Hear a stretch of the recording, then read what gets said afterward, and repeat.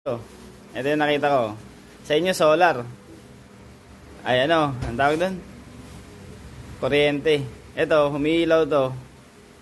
Hawakan mo lang dito, humiilaw na. Oh. Solar din yan. Ewan ko dito. Pag hinahawakan, umiilaw eh. Testing natin doon sa ano, 220. Ayan, 220. Saan na ba yun? Makita. Ayan, yan. Pailawin natin. 220 yan ha.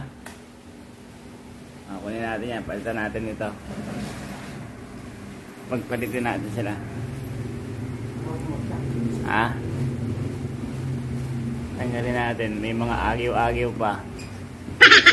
Kasama na yan. Pag muna natin dyan habang nagkakape tayo. Ha? Buti hindi nahulog. Ito na. Testing. 220 yan ha. Pagbukasan natin. Oh, may ilaw. 220 volts din. 220 siya. Patay natin. Okay natin. Hawakan lang natin. Iilaw pa rin. Ayan. Ito lang kuryente.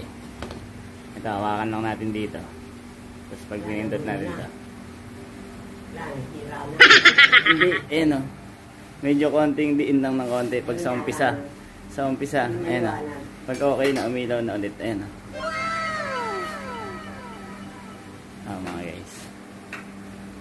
Bili na kayo ito, emergency light to. Hawakan nyo nga lang. Paano? Lagi na lang maawakan. At least may ilaw, di ba? Emergency nga eh.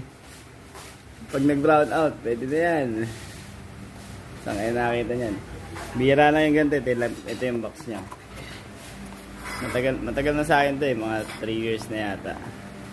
Ayan. Nahulog pa. Buti hindi pa nang sira. Ayan. Ewan ko kung meron pa sa market nito eh. 220 siya pero pag hinahawakan mo, pwede rin umilaw. Di ba?